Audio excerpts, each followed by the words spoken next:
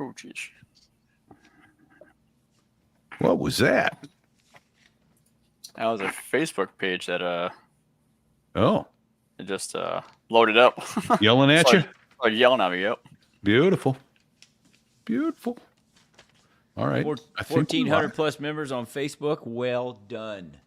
Indeed. Well done, Bago. Getting up there. That's awesome. All right. Is everybody ready? I don't know if I am. Yes. All right. Ready, Freddy. There it is. Live stream says we're live. Yo. If there's one person watching, that would be me. It says three. Actually, it says three on mine. Yeah, well, that's there. I'm talking about just on Rumble. Oh, okay. Yeah, we got 2 YouTube, 1 Facebook, yourself on Rumble. Nice. I'd be the Rumble. So, all right. Okay. All right. Well, greetings, everybody. Sorry we're just a running a hair late, but you've come to expect that from me now. Okay. No wonder I couldn't get it back to where we wanted. There we go. You know what they say? Repeat past performance is the best predictor of future outcomes. There you go. There you go. Now, I was telling the others, I've had a special afternoon with Navy Federal, who we're supposed to do a close on a mortgage on Tuesday, and I got an email today going, "Hey, I'm your processor. You got any time to chat next week?" Wow. Are you kidding me? Yeah. Wow. Yeah. Way to Guess go, we're not Navy closing Federal. Tuesday. Yeah. Then they won't call me back. So, oh well. All right. That's my EHA for the day. Let's do it. Let's do this thing.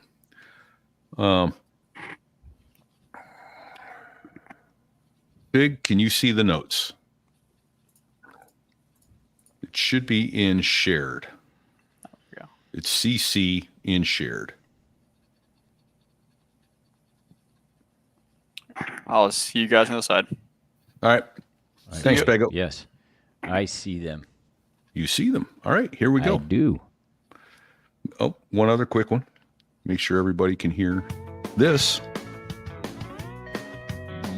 Yes. It's very nice. Very nice. Because without the musica, there is no show. All right. Here we go. Oh, I need to set the timer. Going to set the timer. And there I was. Nope, not yet. Okay. Not yet. I'm waiting for the music. Yeah. When the music That sounded fades, really good, though. Yeah. Corey, that was awesome. Oh, I'm ready. There you go. I can tell. Now I've got to find my spot. Here we go. Oh. Quiet, numbskulls. I'm broadcasting. This here is a true story about crossing the pond at night in the world's smallest cockpit on the tanker through the weather. Oh, and to the tanker crew who did that, thanks a lot. We really appreciated that. I'm just kidding. No, I'm not.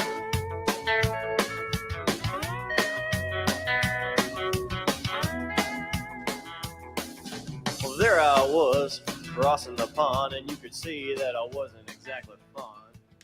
And so there I was, guys, about 6 years into my 20-year career as a museum guy.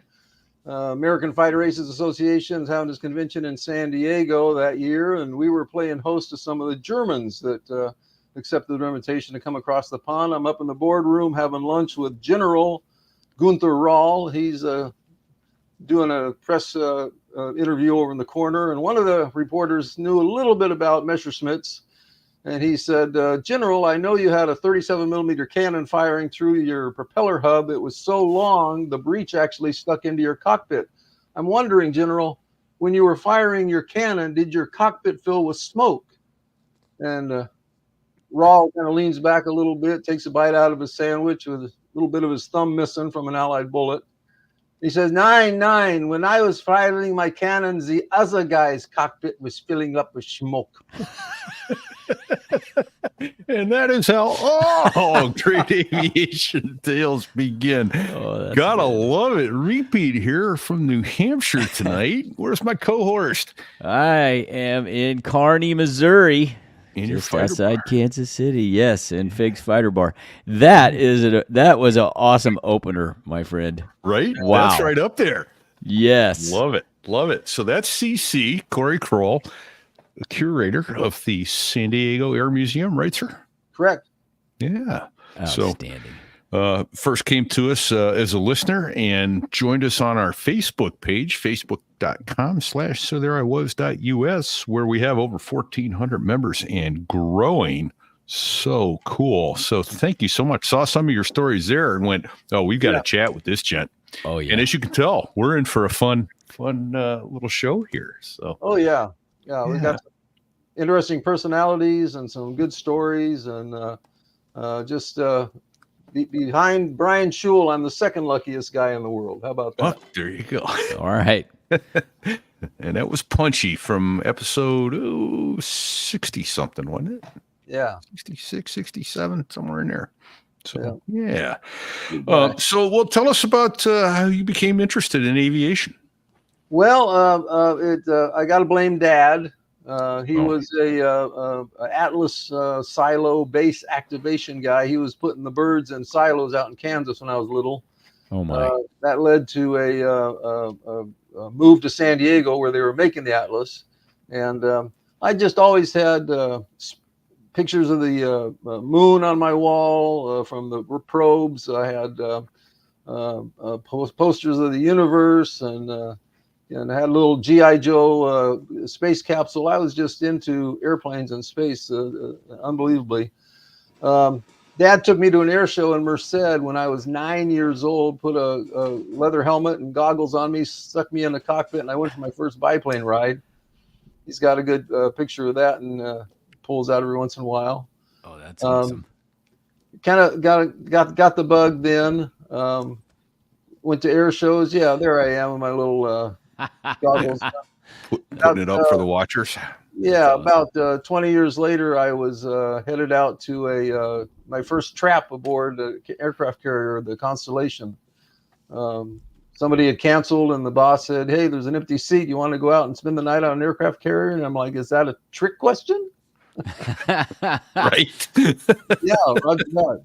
So I just always, the typical guy going to the air shows, going to the local museum, building model airplanes, flying model airplanes. Dad was a modeler himself, and as I said in one of my Facebook posts last February, in February 22nd, 1978, a museum burned down and changed my life's path forever. The old Aerospace Museum in San Diego, in Balboa Park, the heart of San Diego, caught fire, and we lost the entire collection of aircraft, the archives, everything. Just emoliated, fell into the basement. It was a complete and total, utter disaster. It was heartbreaking.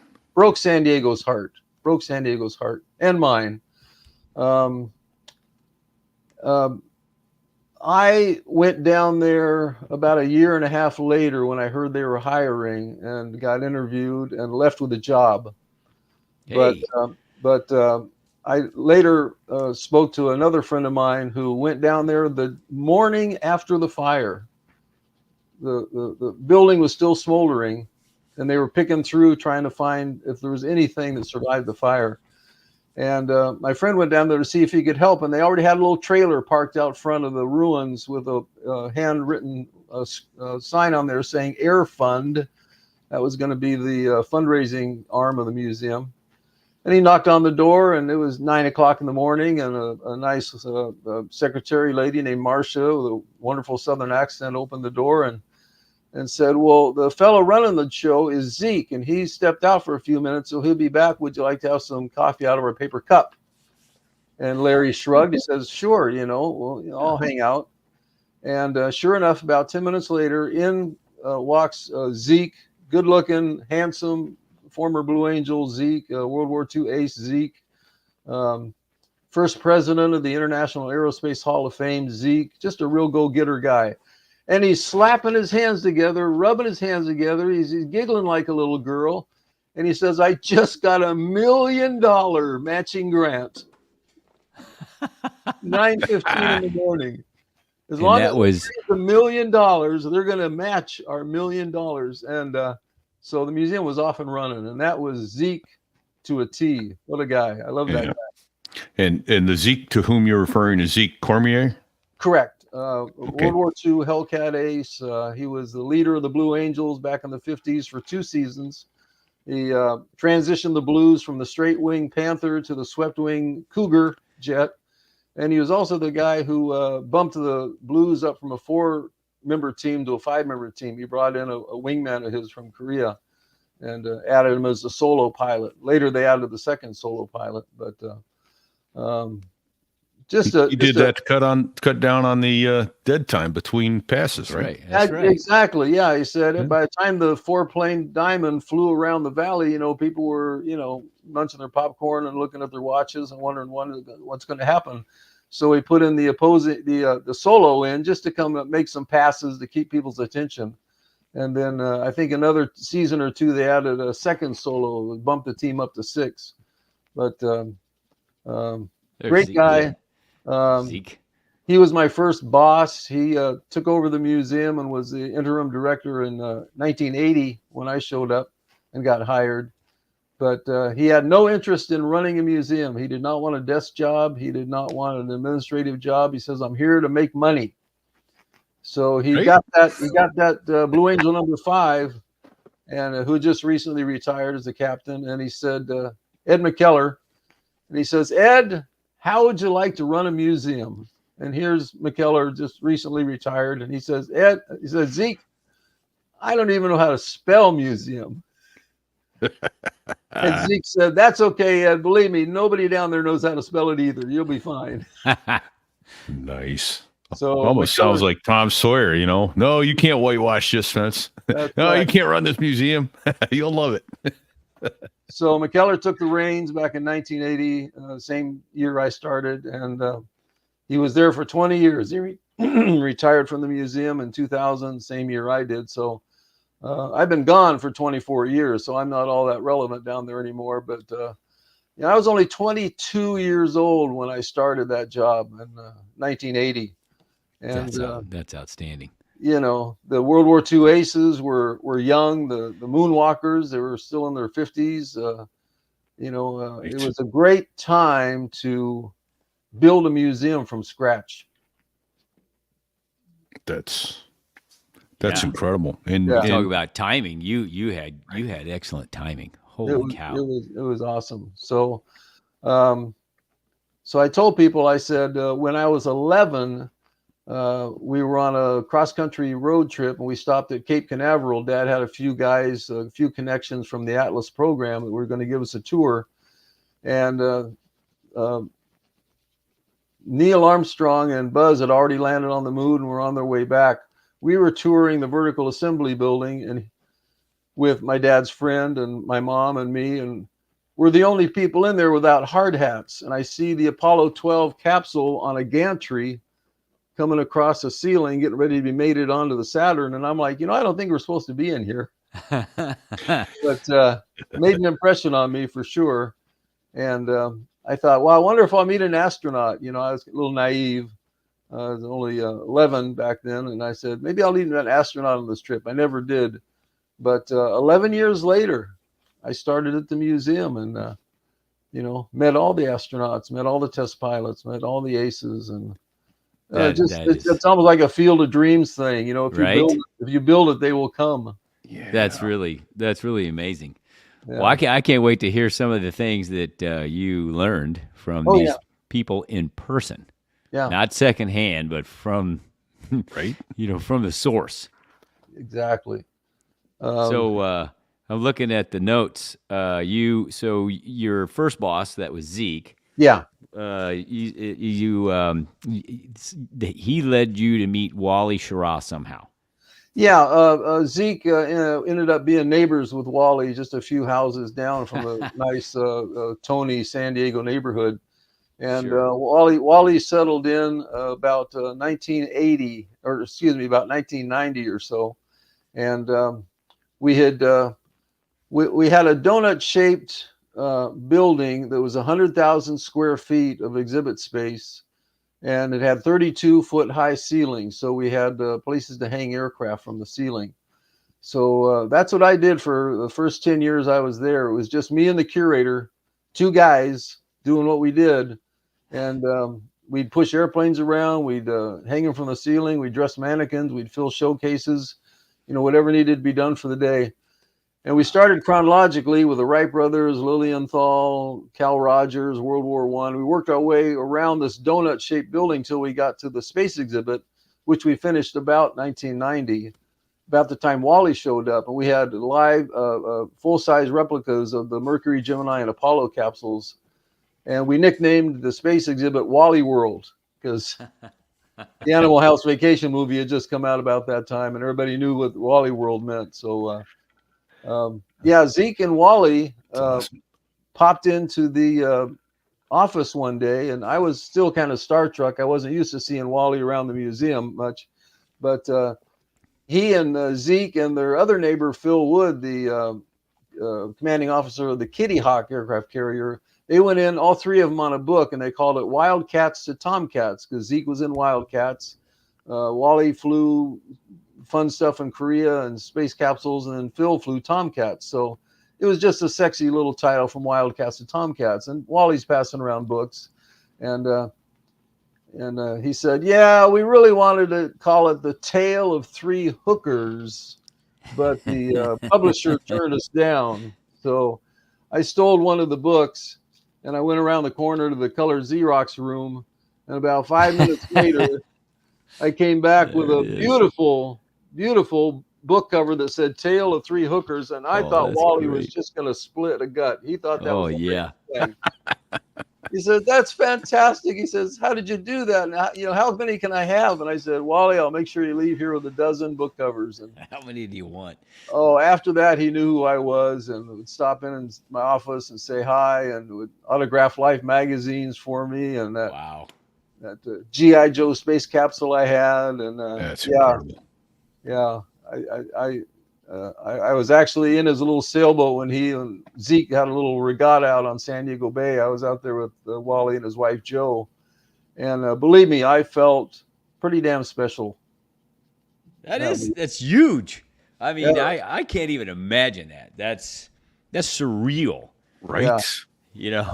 Because he's he's one of my childhood idols. Those guys were all just unbelievably not human. They're like almost godlike. Right. Yeah. And it wasn't until yesterday when we were chatting that I realized that Wally did not land on the moon. Correct. Yeah. He flew in all three programs, but he was a shakedown flight for the new command capsule that the old one burned up Gus and the Apollo 1 crew. So he redesigned the hatch, redesigned the thing from top to bottom. He was Apollo 7, right? Correct. Yeah. So Apollo 8. They wanted to do something spectacular, but the lunar lander was not ready yet. The contractor was still working on it, but they were feeling the pressure from the Russians, and NASA decided to launch Apollo 8 out for a big round trip around the moon, take about 10 orbits around the moon, take some pictures, and come back to Earth. And if anybody remembers, the Life magazine at the end of 1968 had a big picture of the Earth from space, and the astronauts read from the Genesis, and it was quite the event. About maybe 12 years later, in 1990, we invited those three astronauts to the museum to induct them into our Hall of Fame, the Apollo 8 crew. And I volunteered to be the photographer for the night. Boss is like, "Hey, anybody want to be a photographer?" And I, climbed over three people. I said, "Yes, thank you." So I was there taking grips and grins and getting their plaques to the podium and all that. And Buzz was there, and Mike Collins was there also. They were kind of emceeing the event. So after everything was over, I packed my camera gear in my car and got myself one of those Earthrise pictures, the picture of the Earth coming up over the horizon, and a Sharpie pen. And I walked back into the dining room, and Lovell saw me walking up to the table first, and he snatches the picture and the pen out of my hand, and he goes, "I'm going to sign this mother so big because I took that picture." And he starts signing up the other thing.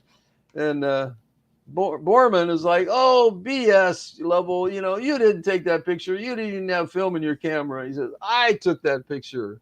And then, of course, Anders is like, "Oh, you guys are so full of it. You're going to float away. Everybody knows that I took that picture." So here are these three guys signing this print. And I'm just like, I didn't have to say a thing. That's awesome. And then Buzz grabbed the pen and signed it, and so did Mike. And probably a year later or so, Neil Armstrong came to the museum. There it is. Neil Armstrong came to the museum, and I was his gopher for the film crew for the week he was filming. And he was not signing autographs then anymore. He had quit.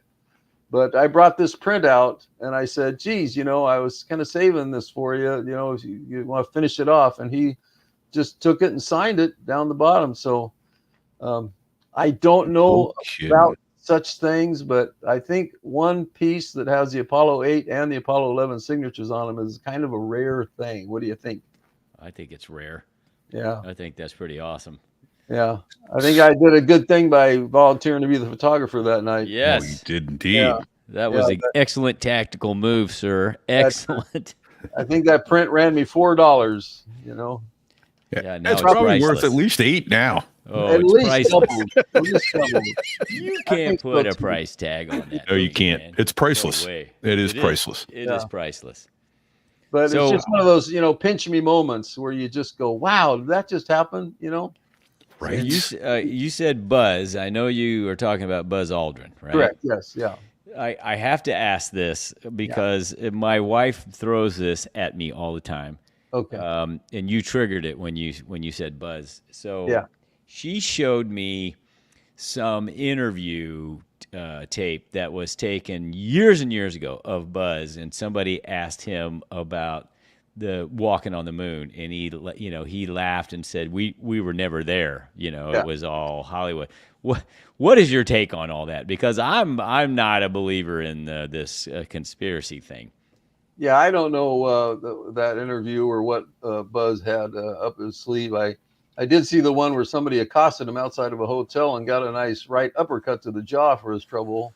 That's another popular one, but nope. It's people would ask me that at the museum, like, "Do you think we really went to the moon?" And I said, the only thing that makes me think we did is if we faked the whole thing with movie props and special effects and studios, the Russians would have busted us on that. You sure think so?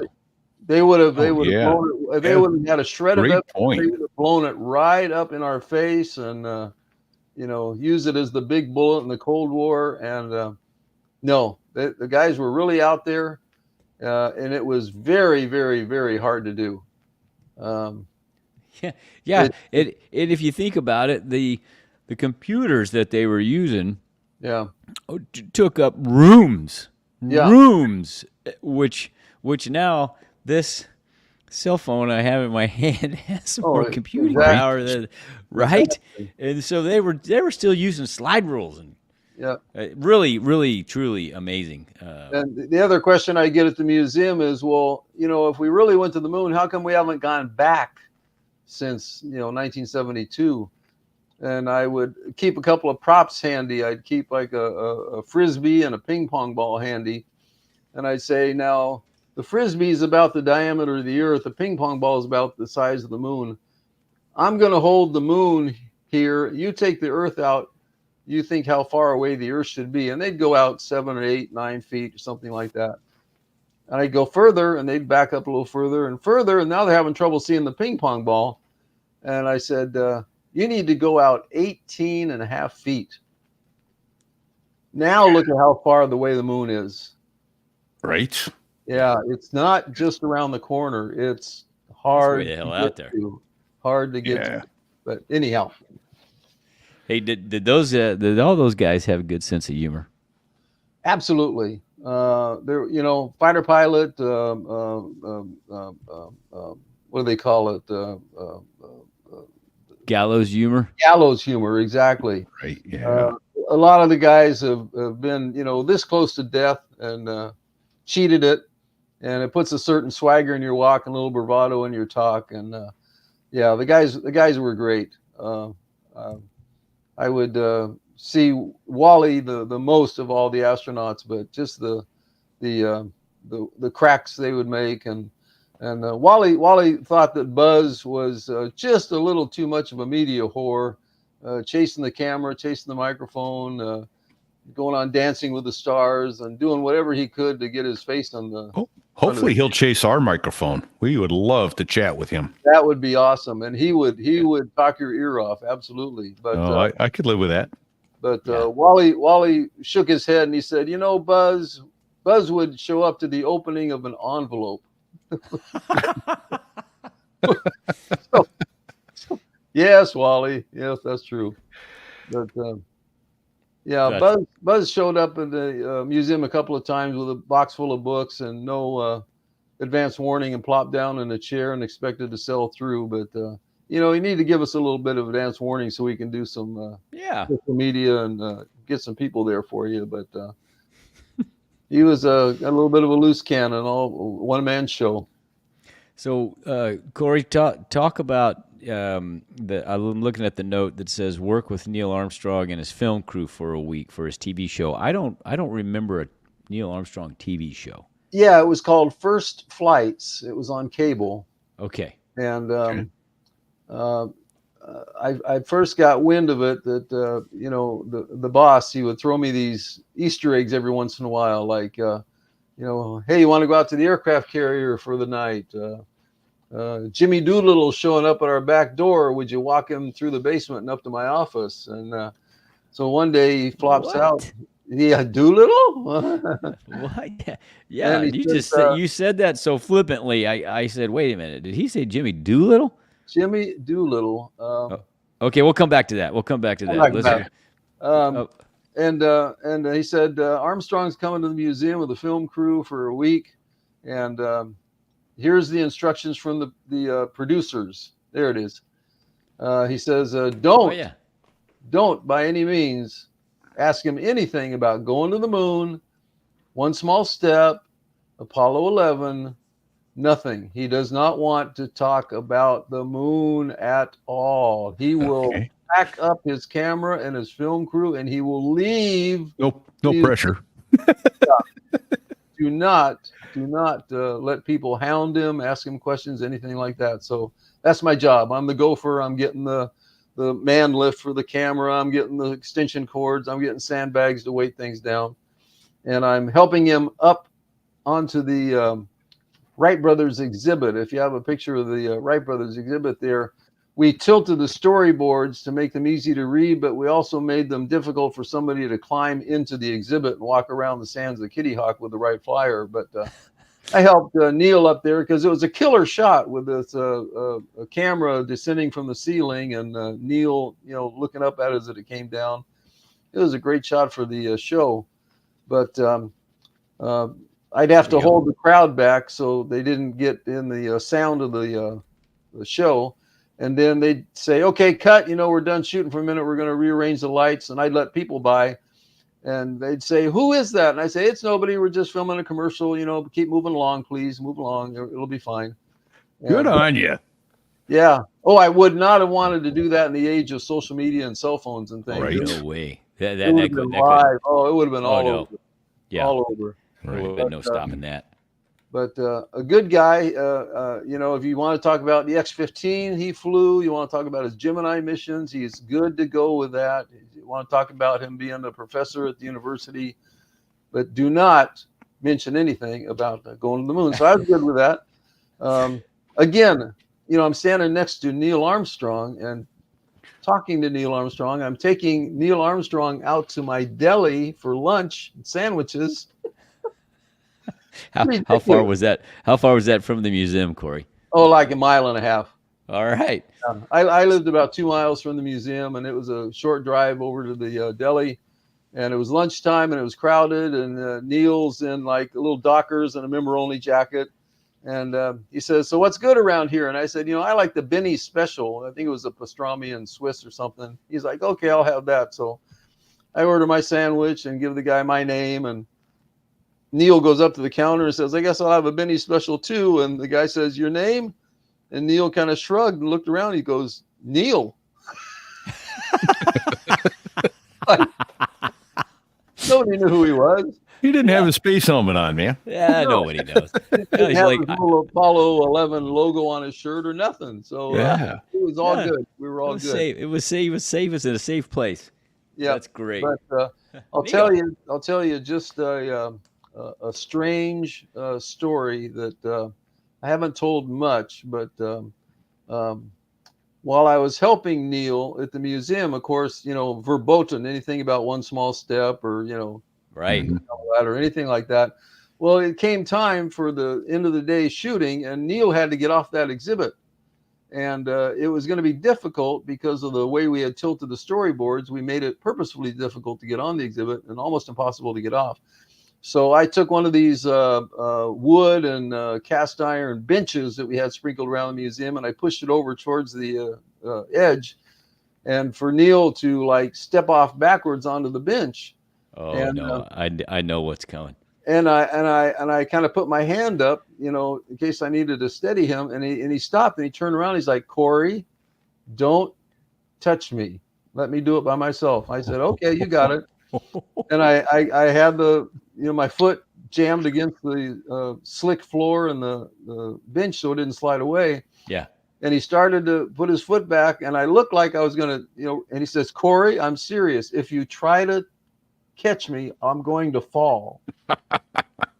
I said, okay, I promise you I'm not going to touch you. I just don't want this bench to squirt out from underneath you. So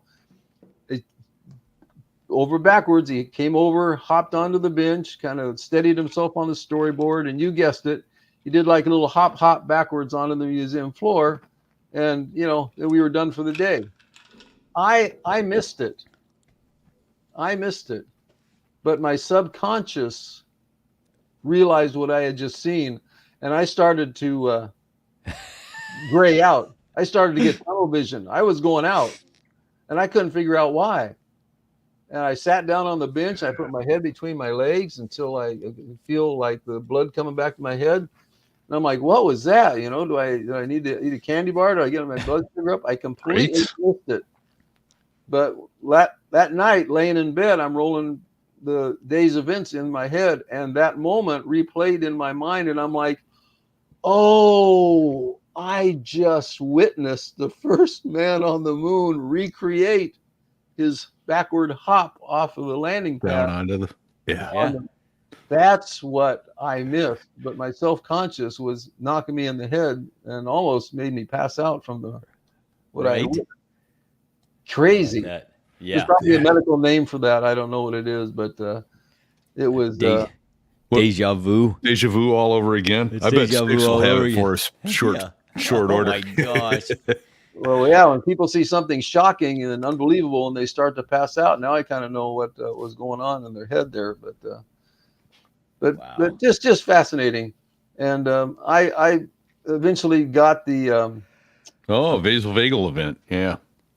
Blood coming out of your head and oh, okay. Making you dizzy and yeah. Okay. Yeah. Just something you saw translates itself into physical changes in your body. It's crazy. Well, Corey, I had a Neil Armstrong encounter, and before I knew what I'd done, I was standing in front of him with my hand out to shake his hand. he was on my flight. He was at the time on the board of directors for the airline that I worked for.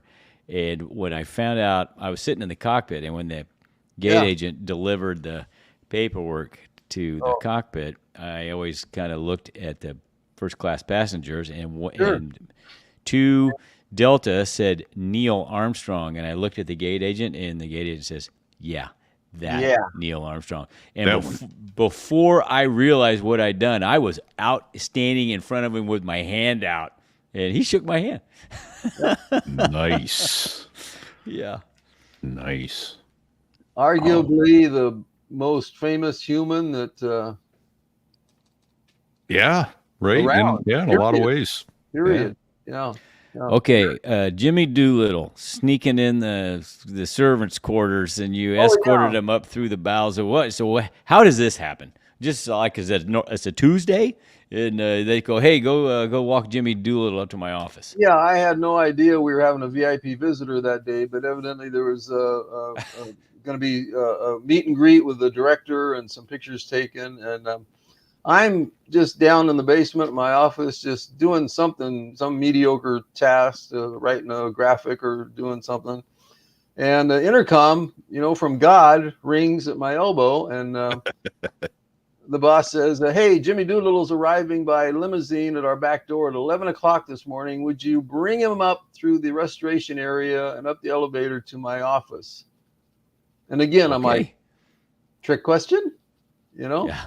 Right. I'm like, okay. So I'm wrapping my head around this, and I'm like, okay, I am going to meet Jimmy Doolittle, which is a person that I never thought I would see in person. Right.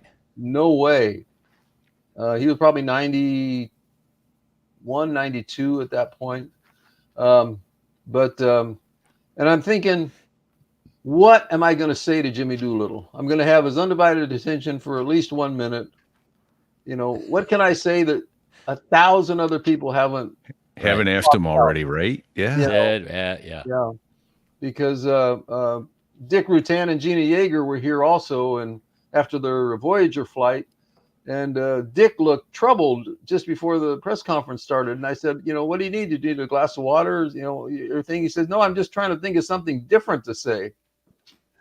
I've been given 3 press conferences a day for the last week, and I just don't want to keep saying the same thing. So that stuck in my mind, and I'm like, well, it can't be anything about the Tokyo raid. It can't be anything about B-25s. I just was, my mental Rolodex was spinning. What can I do? So 11 o'clock shows up, the limousine pulls up, back door pops open, and out steps General James Doolittle in a black suit. And I'm just blown away. He had his little Medal of Honor medal around his collar, and steadied himself with a cane.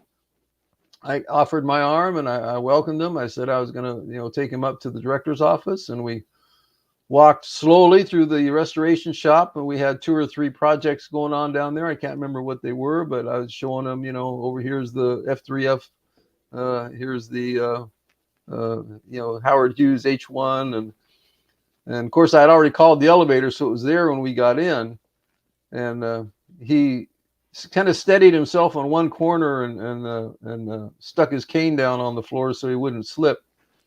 And I pressed the button for the 2nd floor, and I said, General, we may experience a little extra G's on our ride today, but nothing like rounding the pylon in Cleveland in a GB. Oh, that's fantastic. And his eyes came up off the floor real slowly and kind of met mine. And he kind of nodded a little bit and gave a little chuckle. And then the doors opened up and we stepped out. And I'm like, yes. Well done, sir. Well played, CC. Well done. Got a little reaction from the general, but indeed. Well, these are some fantastic stories. And as much as I hate to break the momentum, what I'd like to do is talk for just a minute or two about the people who are making these stories coming to you possible. Absolutely. You've got to hear about Flight Training Internet. Now, why isn't that not working? recording? I don't know, but it sure I'll have to sounded fix it in good post. for 4 seconds. What was that? It's gone. Let me try again.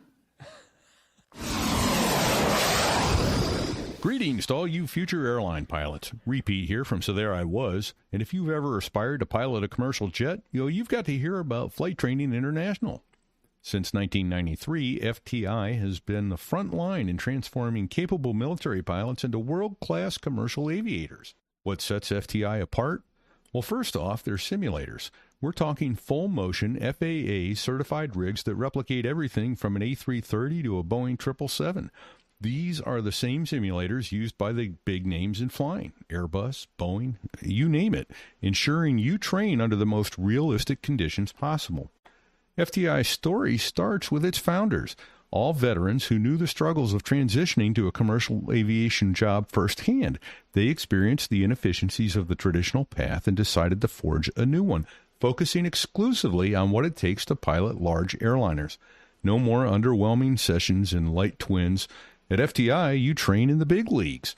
Every instructor at FTI is a seasoned commercial pilot, equipped with decades of experience in both military and commercial sectors. These aren't just teachers, though. They're mentors who have navigated the very skies that you aim to conquer.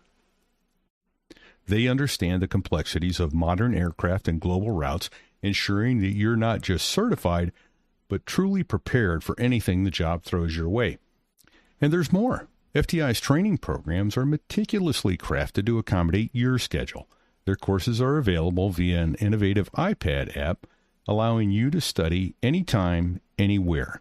Whether you're on a boat, overseas, or relaxing at home, FTI brings the classroom to you. So here's the coolest part, though. You can use your VA benefits to pay your tuition at FTI.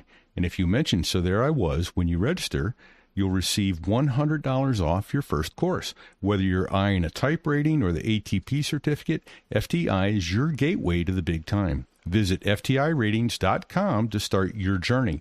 Remember, that's FTIratings.com. Flight Training International, where your career ascension begins.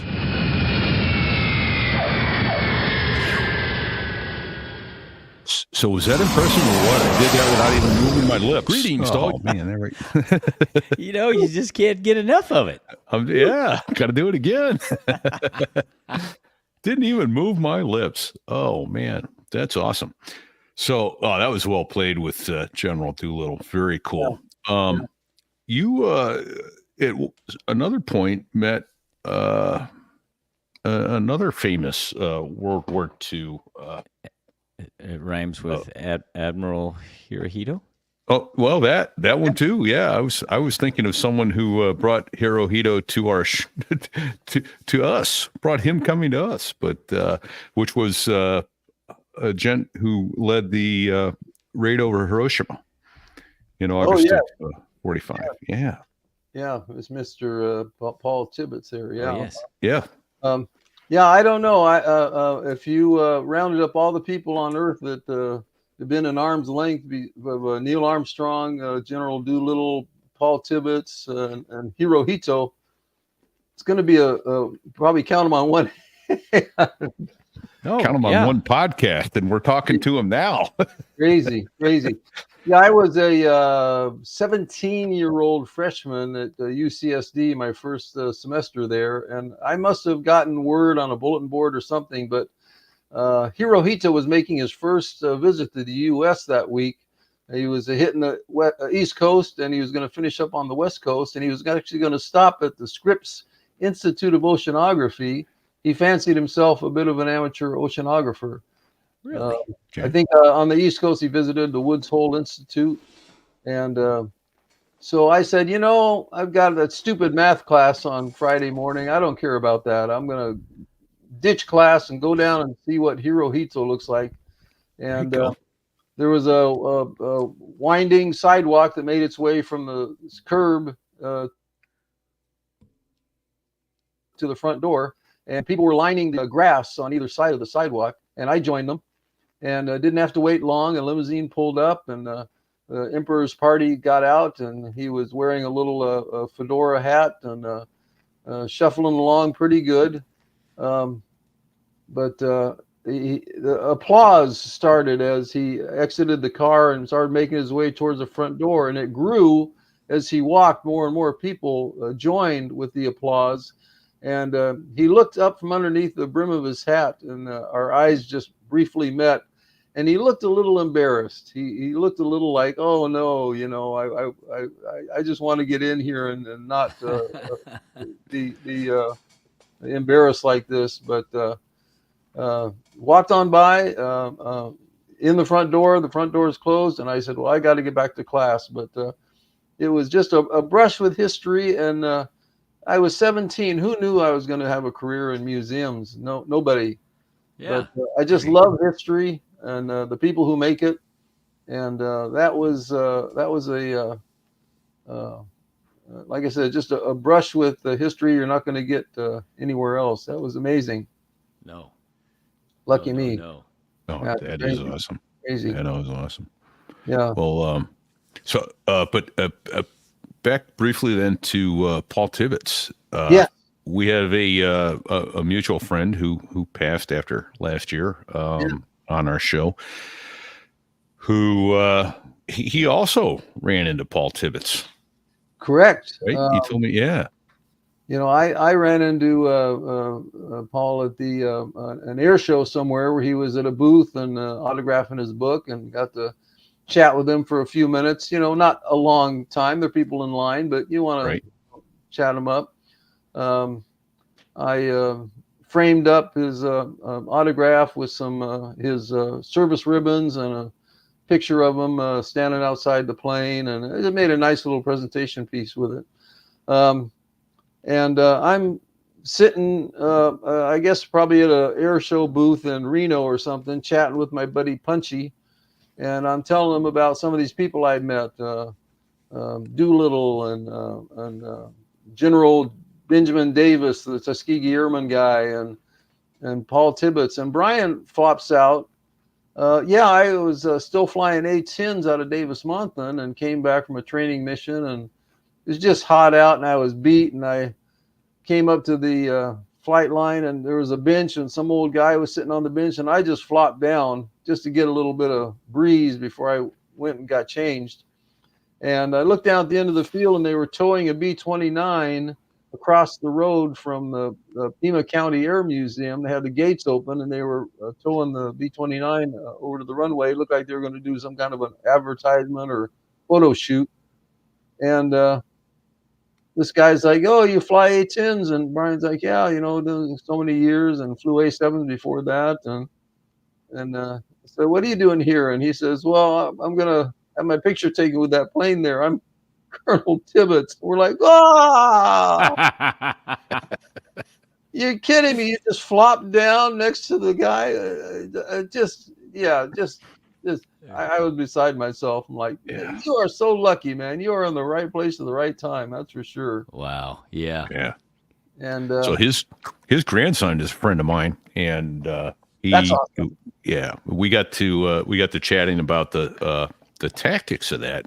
People, it's in some books, and it's in his book, among other things. But the interesting thing that he did, his tactician mind said, we've got to lull them into a sense of security.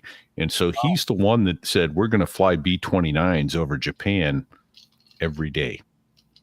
And not drop bombs, take some photos. And so he lulled them into thinking that those were just photo missions.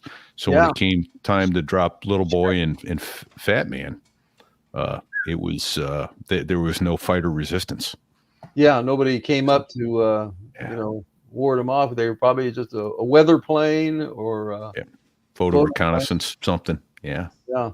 Well, in essence, they were photo reconnaissance, because the U.S. wanted an untouched, unscathed city in order to test these bombs out on. And wow.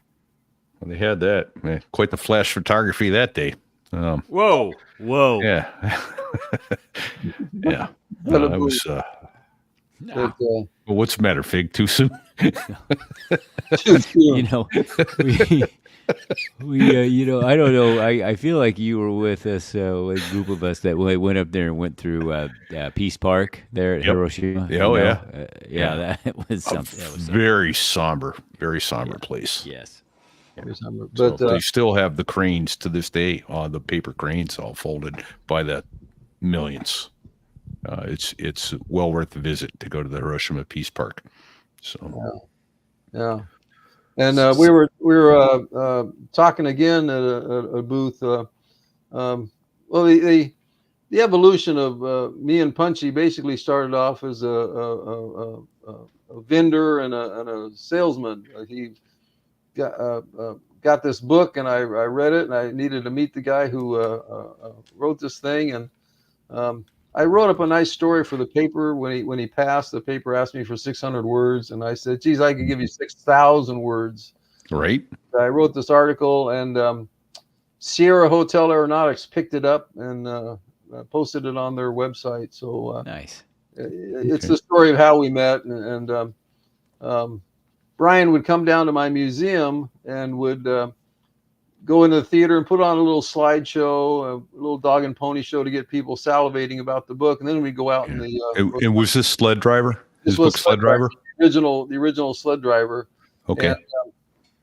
And then he'd say, hey, I'm at Riverside, or I'm at Oxnard, or I'm at Salinas. Why don't you come on up and hang out? And I would start traveling around the country and being part of the air show booth crew, and just enjoying his company and camaraderie. And again, the gallows humor was always kind of fun, and going out to dinner afterwards, and being after 10 years in the museum and filling it up full of airplanes and spacecraft, I moved over to the retail and the wholesale end of the business. So I was handling that end of the museum. And so I could run the booth while he, took a break or went away somewhere. And it just got to be a real symbiotic relationship where he'd come to the museum, sell books for me. I'd come to the air show and help him out. But I've got one Punchy story if we got time.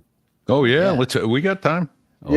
It's not much of an airplane story, but it's an insight into the man. You guys got a good dose of him on your podcast, so you got a little bit of flavor of him. But I can't remember if it was Miramar or Nellis, but we were in his air show booth, and business was good. People were 3 deep, and I'm trying to help them. You want a book? You want a poster? You want a print? You want a keychain? What do you want? And I'm taking money, and if somebody wants their book autographed, I'm bringing Brian over to take care of that business. And I see a gentleman with a young boy, probably 8 or 9 years old, approaching the booth, and I'm thinking, oh, they've got a question about the Blackbird. How high does it fly? How fast does it fly? Sure. I said, I'm going to just kind of eavesdrop a little bit, because I'm pretty sure I know all about the Blackbird by then, but somebody might ask a question I hadn't heard of yet. So I kind of, bent an ear over towards the corner, and this guy came over and shook Brian's hand, and he says, Mr. Schul, this is my son, Johnny. Well, Johnny wasn't his real name, but this is my son, Johnny, and Johnny likes to set fires inside of our house. What? And it was like throwing a switch on Brian Schul. Oh boy. He was not the sled driver anymore. He said, he turned to me, he said, Corey, take over. And he took this gentleman and his son in the corner of the booth and knelt down and shook the little boy's hand, and then took the boy's hand and ran it up over his scar tissue and his arm and his fingers. Yeah. The little boy was just mesmerized. And I'm trying to help customers, and I'm catching a little bit of the conversation. And Brian's saying, I was in a fire once, and it hurt real bad, and it made me cry a lot. Talking in terms of little boy stand. Yeah. And he says, no, my skin will always look like this. It'll never get better. This is how I'm going to look forever. And the little boy was just running his hands over the bumpy scar tissue. And then Brian said something like, you need to listen to your dad. Listen to what your dad tells you to do. And then he stood up, and they shook hands, and I was kind of choking up a little bit listening to what's going on. Yeah. Wow. And then Brian turned around and stepped forward, and he was, suddenly he was the sled driver again, and he was back to selling books and things. But that he would take time out of his day and lose sales and just turn his back on the crowd and say, Corey, take over, so he could give this individual attention to this little boy, speaks volumes of, what was important to Brian. Right. Well, thank you for that. Yeah, indeed. Well, that's amazing. Yeah. Do you know? And I know there's a gray area, and I don't want to go into there. Is there any way to get any of his books, or is it all secondhand market now? If you go to his website, they are selling his books. I'm not sure if he left some behind that were autographed or not. I can't really find anything on the website that says signed. Okay. But they're still available. It's sleddriver.com or gallery1.com. They're still selling them, but not so quite. I think the Blue Angels and the Thunderbirds books were out of print, but the but the Sled Driver and Untouchables, were still available. Yeah, that was last I looked, and Lawman was going to actually ship me his Blue Angels book just so I could see it. I'm like, dude, don't do. Don't if ship it's it. lost, it's gone forever. Oh yeah, don't do that. Yeah. Brian brought me one that he had gone to debrief and had the entire team sign it. 1, 2, 3, 4, 5, 6, 7, 8, 9, 10, down to I think 12 or 13 were the maintenance guys and the one that filled the tires. Right. He handed it to me and he said, "No, I don't want to see this on eBay tomorrow." Not a chance, pal. Not a chance. But those books have been out of print for a while. Brian kept promising he was going to reprint the Blue Angel book. In fact, it might have been on your podcast. He says, "I promise before I die, I'll reprint that Blue Angel book." And things get away. And a scant 3 weeks later, he was gone. Yeah, stuff like that happens. But anyhow, blessed to encounter him. Scott Crossfield. How did you meet Scott Crossfield? Oh, that was just a happenstance. I was at the museum one day up in the entrance rotunda, and a gentleman in nice comfortable slacks and a pullover sweater, salt and pepper hair, walks up to the ticket booth, and he says, "I'm Scott Crossfield. I've got an appointment with the director." And I overheard that, and I pushed myself up to the ticket window, and I hit the no sale on the register, and I gave him a ticket to get inside. And I said, use this to get into the entrance across the way, and I'll tell McKellar you're on your way up. And he says, "No, don't, please. I'd like to walk through the museum a little bit and just enjoy it. I guarantee you I'll be able to find my own way up to the office when I'm ready." And I said, Nice. Well, absolutely, enjoy your visit. And he would walked into the entrance, and I don't know how long he took, but I'm sure he found his way up to the boss's office. The next day, I'm up in the entrance again, and I see him walk in the entrance, kind of looking around a little bit, starts walking over towards the counter. I just got another ticket and pushed it across the counter to him, didn't say a word. And he took the ticket, nodded, and went in the exhibit area. He was in there a couple more hours. Must have just read everything and touched everything and just really enjoyed 100,000 square feet of airplanes and spacesuits and autographs. And I had one book in the store called The Edge of Space by Milton. I can't remember what his name is, but he was an X-15 pilot. And it's the only book I had that had anything of the X-15 in there. So I got it ready. And when Scott popped out the exit, I motioned for him to come in the store and asked him if he would sign the book. And sure, he signed it up real nice on the title page. And he says, you seem like you've been here a long time. You know a lot of stuff about the museum. And I said, "Oh, yeah." And he kind of jerks his thumb and he said, "Did you have anything to do with all those airplanes and exhibits back there? Did you have anything to do with that?" And I said, "Well, it's a big secret, but for the first 10 years, it was me and my boss, just two guys doing all of that stuff, filling the showcases and writing the graphics and painting the nose art on the airplanes. And he says, really, 2 guys did that? And I said, well, when you show up for work every morning and there's do ready, always you can get a lot done in 10 years. And he gave me a quick little handshake, and he says, well done. That was good. That was good for me. That was hell yeah. And then every time I'd watch a special on the X-15 and there'd be footage of Scott Crossfield, I would just pinch myself, go get that book and double check that signature. I guess I really did meet him. That's awesome. It's wild. Just wild. Let's see here.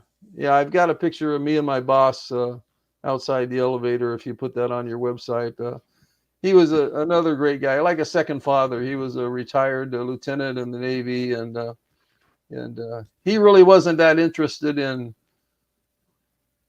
working in the museum. He was more of a researcher. He spent his days down at the library going through old microfiche and things. So I pretty much had the joint to myself, depending on what I wanted to do that day. But well, that's pretty outstanding as well. Yeah. And you were telling me a little bit about the some of the work that goes on there at the museum, including, you said, for several I think it was months, that you walked in whilst some engine restoration was being done for some piston engines. Yeah, we had the basement took up about a third of the room underneath the full museum, and they had a complete machine shop, paint booth. When the manufacturers like Rohr and Ryan would get rid of their old lathes and things, they would donate them to us. So we were well equipped in the basement to build anything. We built a Japanese Zero from spare parts and manufactured what we didn't have, and oh wow, just ground up restorations. And we also had our own engine shop. So depending on whether the plane was going to fly again or not, they would either restore it to a static display or restore it to run. And one day this huge crate showed up at the back door, and I'm like, wow, what is that? And somebody said it's one of the engines off the Enola Gay. They're planning on exhibiting the aircraft, and they want us to take apart the engines right down to the nuts and bolts and screws and springs and completely overhaul it and put it back together and preserve it for generations. So 3 more of those shipping containers came through our back door. Eventually we restored one at a time, but I just, it was another one of those things where I would go out of my way to walk through the engine shop in the morning before they started working, and just oogle at the engine, and the those cylinders were about as big as around a coffee can, for God's sake. Right. God, it was just and probably 18 would be my guess, at least. Yeah, it was just a monster. Let's see, I'm trying to think. Well, I've got one good story, not about a famous guy, but down in the basement, besides making the full-scale aircraft, they had a model shop, and that was my dad's bailiwick, boy. He retired from Ryan and Rohr as an engineer, and he became a model builder of some repute. Paul Garber from the Smithsonian came out one day to go through his workshop and declared him a master model maker. Wow. Paul Garber. I did a double take when he walked by. And so Dad established a fairly extensive model shop at the museum, and volunteers that were especially handy with small, intricate items gravitated to the model shop. And they kept the museum full of models.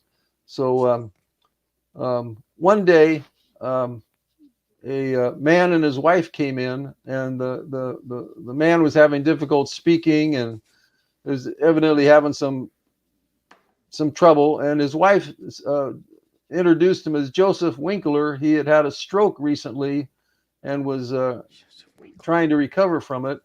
And he was a World War II Luftwaffe air crew. Okay. And we're like, well, he's welcome. You know, we don't know what we're going to do with him, but he's welcome to come down here and help us. And they toured the entire basement. They came through the model shop, and Joseph was making sounds and grunting like, this is the place I want to be. I want to be in here. So my father assigned him a mentor to kind of watch over him and help him with tools and fragile things. And eventually, Joseph regained some of his speech, which was fun because I knew a little German and he had a little English, and we try to communicate a little bit. One day, somebody donated a pair of black leather Luftwaffe boots that were lined with rabbit fur, and I brought them back to the model shop, and Joseph's eyes got huge. And I said, you had a pair of these, didn't you? And he nodded, and he was rubbing his hands over the boot, and you could just tell he was back in his airplane again. And eventually, the fellow that was his mentor at the museum got little tidbits of information. What did he fly? You know, Messerschmitt 210. What kind of? It was a night fighter. It had the radar on the nose. And where did he fly out of? And what was the squadron number? And through the grunting and the pointing and things, this fellow made enough information that he was able to craft a model of Joseph's airplane. Wow. Oh, that's way cool. And I got the call, like, Corey, bring your camera down to the model shop. We need you. And I said, okay. I'll grab my camera. The battery's always charged. I go down to the model shop, and here's my dad and this mentor, Larry.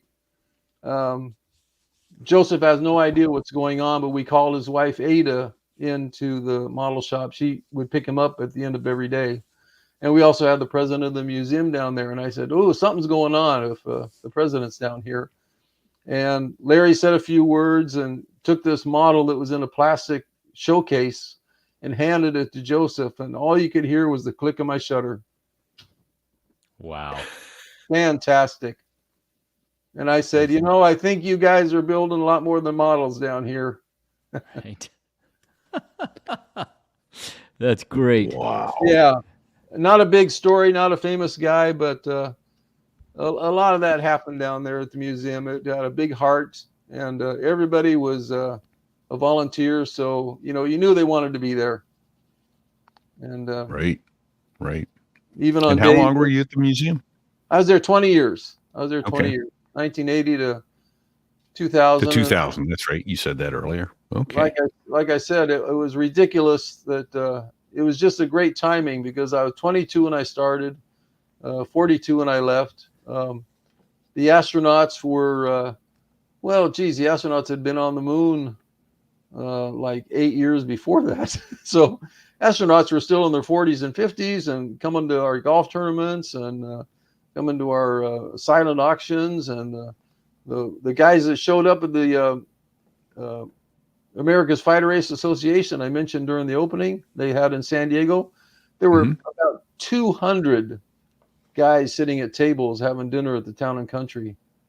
So, you know, Wow. 20 years later, there were a whole lot less guys sitting down for dinner.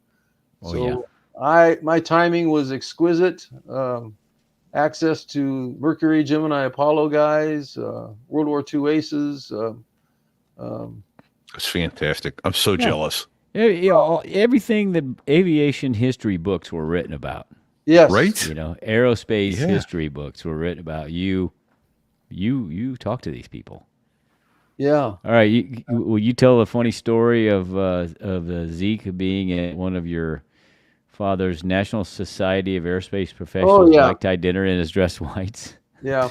Let me see here. In fact, let me jump in and say, so he'll tell that one, which is a great story. He told me yesterday when we did a pre-chat, and then I'd like to probably land the plane on that, and then we're going to do our extra this week with the story about Zeke and Wally Sherrod doing a live TV feed. That'd be a good one for the patrons. That'd be a good one. There you go. All right. So well, let's land this thing then. So So Dad was an engineer, aerospace engineer in San Diego, and working for Rohr and Convair and guys like that. And he was president of the National Society of Aerospace Professionals. Can you see the logo on the wall behind me? It's there an you old. go. See, I thought it was like NAS Payne Field, NASP, but yeah, National Society of Aerospace Professionals. And NASP. He would actually an earlier program featured Zeke and my boss Ed McKellar. They were still former Blue Angels. They hadn't even gone to Vietnam yet, and it was just odd coincidence that he would run into them, and 20 years later they'd be my bosses. But Right. but dad was sponsoring a black tie affair at the swanky El Cortez high-rise hotel, the tallest building in downtown San Diego, had a glass elevator, very fancy place. And Zeke was the keynote speaker. He was going to get up there and tell stories of flying in World War II and Hellcat and flying in the Korea and the Blue Angels. And it was going to be a heck of a night. And he's in his dress whites and just looking sharp with medals on his chest. And my parents are sitting up on the dais and finishing up dinner. And Zeke, I guess, needed to ask my dad a question. And he kind of leaned in between father to ask dad a question. And my mother turns to him and grabbed his arm and says, "Oh, waiter, could you please bring me some more water?" Now, my dad and Zeke just froze. They both froze. Oh my gosh. And slowly this shit-eating grin spread across Zeke's face, and he says, "Yes, ma'am, right away, ma'am." And my dad just looking for a hole. And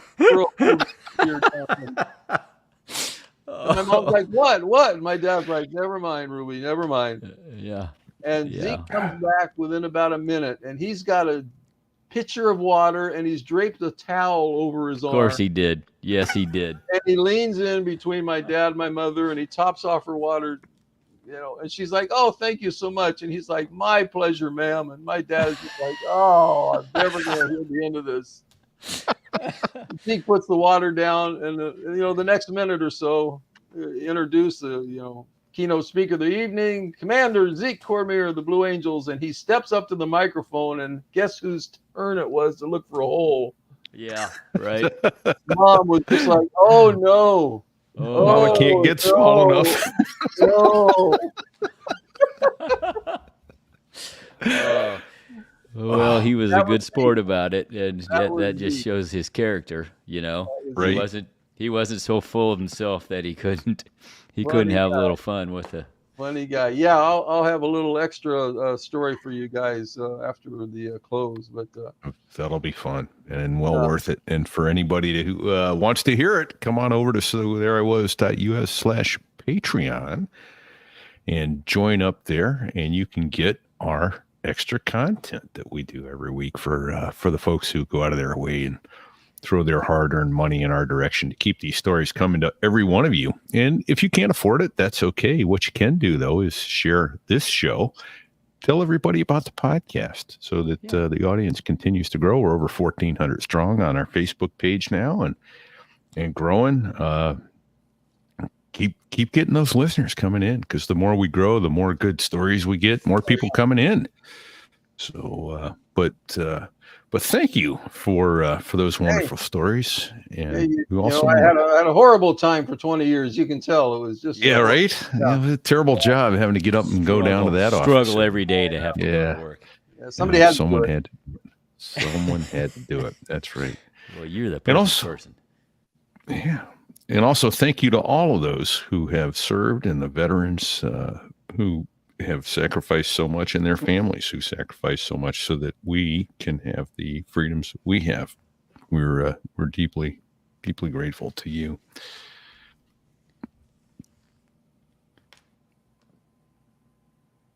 Get them, Fig. Are we froze? I No, wasn't sure. I'm waiting for you to lean in. I'm so and move sorry. on. Hey, we got to land this plane. You're on glide slope. Throw a big thank you out to Dave Hamilton, right? Thank you, Dave. Dave Hamilton, Backbeat Media. And what's the company that? That's it. Backbeatmedia.com. handle advertising for the podcast, handles our advertising. And they've got 3 shows, the Mac Geek Gab. There we go. The Gig Gab for musicians and the Business Brain for entrepreneurs. So, and the Mac Geek Gab's all about technical Macintosh computers, iPads, iPhones, NAS drives, and any and all things technical. So, but thank you to Dave for giving us the support and intelligence to make this podcast come to you as well. Thank you to our sponsor this week, FTIratings.com. Absolutely. Those folks, go get them. Do your type rating. Get your ATP in a simulator that's air conditioned with professionals. Don't do it in an Apache. No. Or a Navajo that's been only end badly. Beaten up badly, and well, let's just leave it at that. Right? Exactly. Hey, listen to us wherever you find podcasts, and like I said, when you share it with other folks, you can listen to us on Google, Amazon Music, Pandora, Spotify, Apple Music, Google Play, all those places. And when you do listen to us on one of those places, particularly Apple Podcast, get out there and give us a 5-star rating, please. Not 4, not 3. God help you if you try to give us a 2 or a 1-star rating. We're going to hunt you down. Fix your wagon. If you can't give us a 5-star rating, tell us what we need to do to make it a 5-star, because we're trainable. We are trainable. Big's trainable. I'm trainable. We can do this. Yeah. So, hey, couple 3 other folks making this all happen and making the pictures come up on the video stream as we record in the background there. Thank you to Sticks and Bago. And you guys are magic. Badass Silcott from BDS Aviation Photography. Right. Thank you, gents. Good stuff. And I hear the band coming in. Well, that's the Air Force F-16 pilots that make the Air Force sound good. That's the Dos Gringos. Count them, both of them. Uno, dos, Gringos. They have Cuatro albums out there where you get your music anywhere, and there's not a bad song on any one of them. Not a one. They're all awesome. They are fantastic. So good stuff. Well, I don't know, Fig. What do you think? Until next week, any advice for the folks? Well, don't sit on the ejection seat handle. Yeah, don't do it.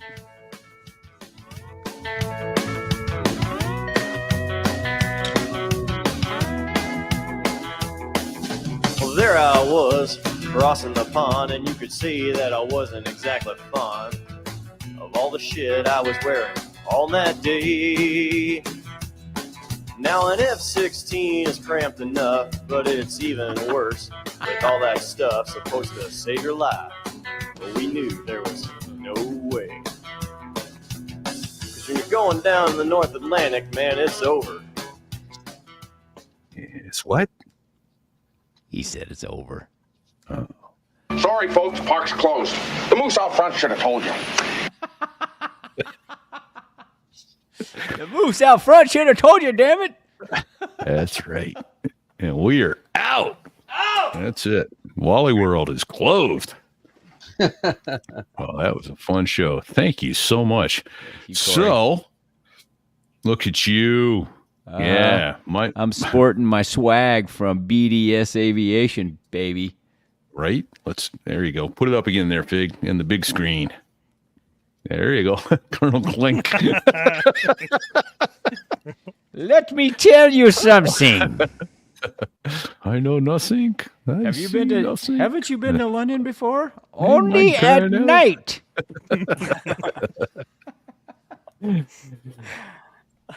Great stuff. All right.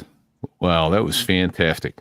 I'm going to go ahead and end this so we can get the extra show going. So yes. I want to say thank you to everybody who's watching. At one point we were up to about 20. Right now we're at 5 on Rumble and another 5 on the other services.